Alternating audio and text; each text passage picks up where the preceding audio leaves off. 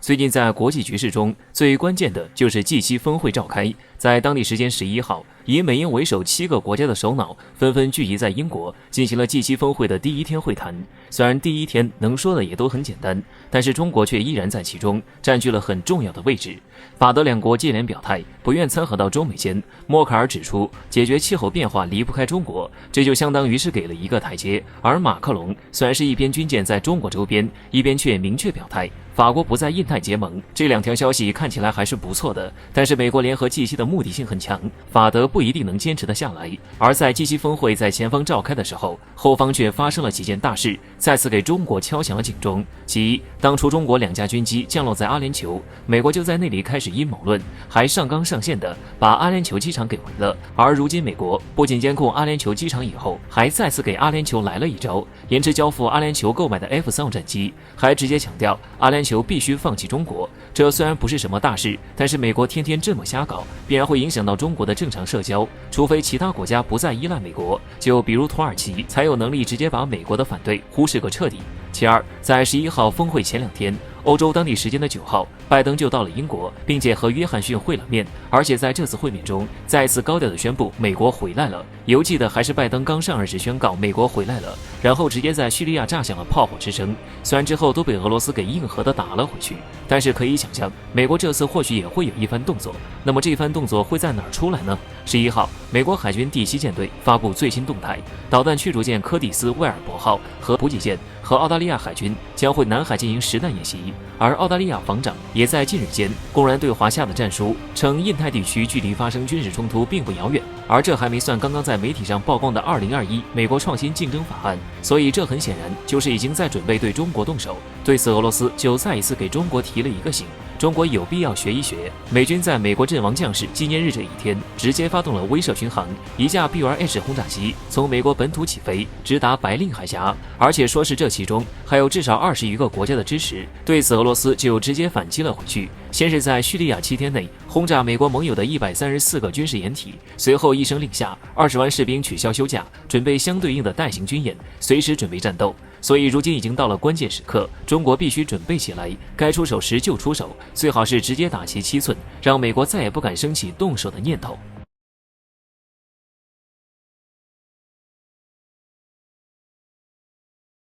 都知道，自从美国预备重启和台岛的贸易协议正式踩上中国红线，现在美国和中国间已经形成了一个危险的局势。在这样危险的时候，先是五角大楼的前任专家爆料，美军已经制定了介入台海问题的计划，力求阻挠中国统一。如今美上将更是光明正大的在美国听证会上妄言，美国有能力保卫台岛，阻止中国统一。据美国媒体爆料称，美军参谋长联席会议主席马克·米利在上周的听证会上言之凿凿地肯定，解放军想要统一根本没有那么简单，台岛已经储备相当多的兵力，在这样小面积的岛屿上，解放军的行动将十分困难。这话一放下来，米利就再一次被人询问，如果解放军武力统一，那么美军是否有能力保卫台岛？而对此，米利再次十分肯定地告诉众人，如果是根据与台湾关系法的话，那么可以向大家保证，美国有这个能力。美国很早就有武力干涉台岛的想法，是在经常因为这一点进行兵棋推演，但是很多人都知道，美国在这一点上却是时推时输。那么为何这次美国突然有这么大口气，还妄言能够阻止中国统一，甚至还为此言之凿凿？有分析人士表示，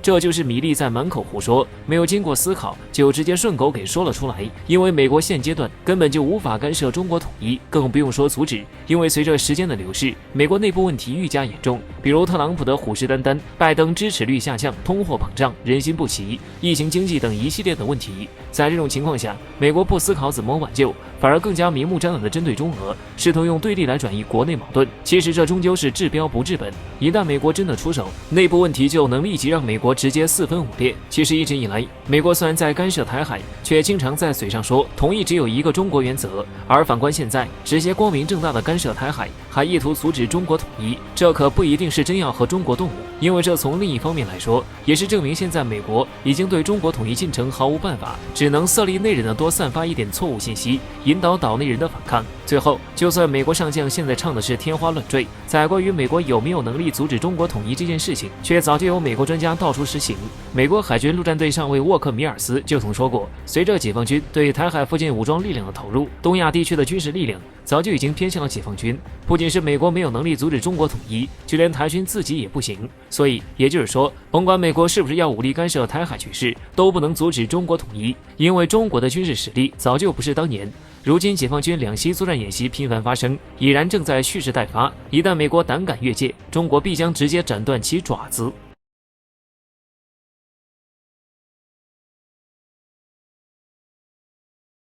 6月初，美国国防部宣布向澳大利亚出售29架阿帕奇直升机，用于代替20多架服役近20年的欧洲联合生产虎式直升机。这批阿帕奇直升机主要装备在澳陆军，但是未来不排除可以部署在澳海军的堪培拉两栖攻击舰上，全方位提升了澳军整体的对地打击能力。不过澳洲没有陆地邻国，买29架阿帕奇究竟要打哪国的坦克？难道澳洲政府深谋远虑，预测中国坦克会登陆，事先做好准备吗？澳洲在本土用不着打坦克，但是澳军跟着美军混，还是用得上阿帕奇直升机的。以前澳军在阿富汗驻军时没少用武装直升机，只是虎式直升机在澳洲和阿富汗这些风沙大尘多的地区表现很差，甚至被澳军认为最不受欢迎武器，所以澳洲采购一批阿帕奇直升机代替它。另外，即使澳军用不上这些阿帕奇直升机，但是美军肯定用得上，因为在南海地区附近，美军部署的阿帕奇数量远远不够在日本和韩国的数量多，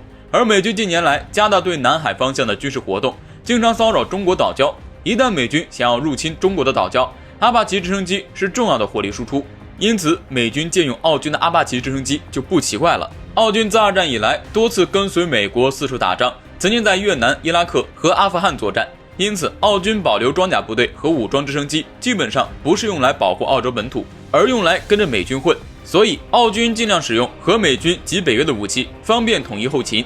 从最近澳洲彻底爬上美国的战车，成为反华先锋，澳军与美军的合作越来越紧密，其中美军把几千海军陆战队轮换到澳洲北部达尔文港驻扎，这次美军陆战队作战方向正是中国的南海。根据美军的作战设想，陆战队想要夺取中国在南海的几座岛礁基地，作为向中国大陆发动导弹袭击的发射场。虽然这个计划怎么看跟送死没什么区别，但是美军高层还是认真的做准备。然而陆战队经费常年垫底，没钱配置更多的直升机，这时美国就想到澳洲这个盟友。澳洲收购了虎式直升机，一直想换掉它，这和美国一拍即合。澳洲有了新的直升机，驻扎在澳洲的美军陆战队可以比较方便的借用这些阿帕奇，有一些底气进攻中国的南海岛礁基地。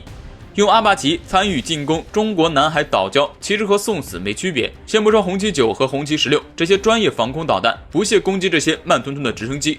只用在岛礁附近巡航的056轻型护卫舰上面的76毫米舰炮，就能像烈火机一样扫干净低空袭来的阿帕奇。前2年，中国军报报道，一艘054A 护卫舰用了几个76毫米炮弹，就拦截了一枚模拟反舰导弹高速靶弹，打速度只有导弹30%的阿帕奇，76毫米炮都觉得没难度。最后总结一下，低情商说法，澳洲花钱买阿帕奇给美军用；高情商说法，澳军和美军共享使用这些阿帕奇。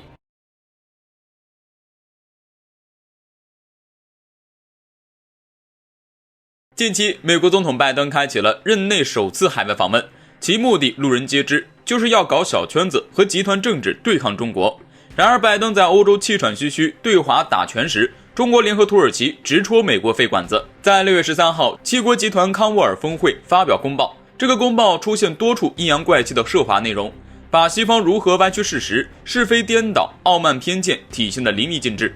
公报中呼吁中国在新疆尊重人权和基本自由，尊重中英联合声明和香港基本法赋予香港的权利、自由和高度自治，并首次将台海问题列入公报中。此外，他们还要求展开公开透明的新冠病毒起源第2阶段调查，而且还批评中国实施非市场性政策和措施，还对强迫劳动表达关切。从攻击中国所谓人权问题到针对“一带一路”项目，即期公报涉华内容早就在意料之中，放不出新花样。而在即期公报出来之际，中国传来3大好消息。首先，在当天，土耳其总统埃尔多安宣布，土耳其和中国达成一项新货币互换协议，目前中土央行互换限额总规模达到60亿美元。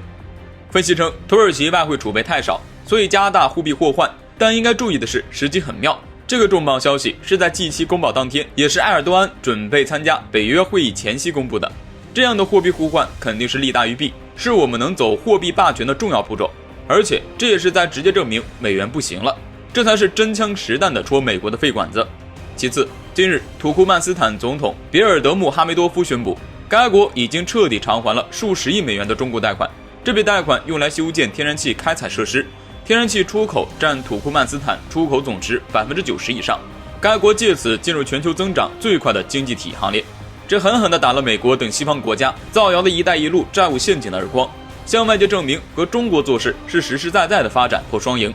希望破坏一带一路的阴谋也必将不会得逞。最后，在14号，中国外交部和伊斯兰开发银行签署合作协议。前段时间百名伊斯兰国家政要为新疆发声，这都说明美西方诽谤我治疆政策没啥效果，还限制了自己的政策灵活性。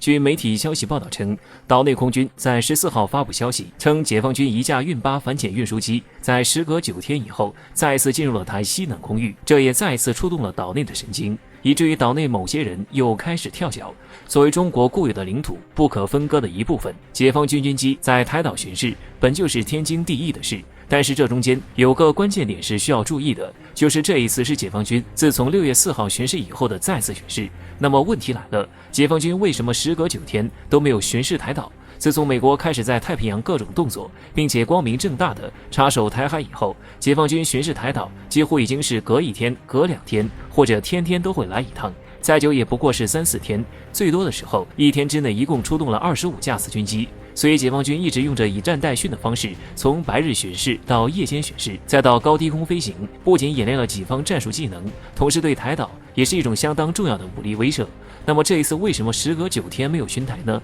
有分析人士表示，这其实是战术目的，因为这样才能让岛内摸不清楚规律，拿不出解放军的底子，让解放军军机巡台成为悬在台岛上空的达摩克里斯之剑，让人不清楚究竟什么时候会到来，形成一种心理威慑。而且最近美国各种动作可不小，一再向岛内发送错误信号，引得岛内不少人都开始兴奋，以为背靠美国就能无忧无虑。比如上周闹得沸沸扬扬的美3议员访台事件就是其中之一，而正在召开的 G7 峰会则是另外一点。作为不是 G7 成员国的中国，在今年底 G7 峰会上彻底成为了不在场主角，甚至西方媒体还公开表示，G7 峰会很可能成为美国彻底和中国对立的号角，因为这是美国针对中国的最后一个好机会。值得一提的是，当前形势下 G7 依然通过了涉及台海的决议，这明显是要和中国站在对立面。就算可能有些国家是基于美国威慑，但是只要坐了下来，就不一定还有回旋的余地。所以在这样的情况下，解放军突然出现在台海，还直奔台西南空域这个老地方，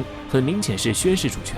并且目的很明确，针对的就是再一次被触动神经的某些人，比如美国和台当局等一班子人，告诉他们中国统一是必然的结果。而之前说的随时准备战斗也不是一句空话，而是切切实实解放军有能力做到，并且还在继续加强的事实。所以一旦美国和台当局踏上红线，那么面临的就很有可能是解放军严厉的反击。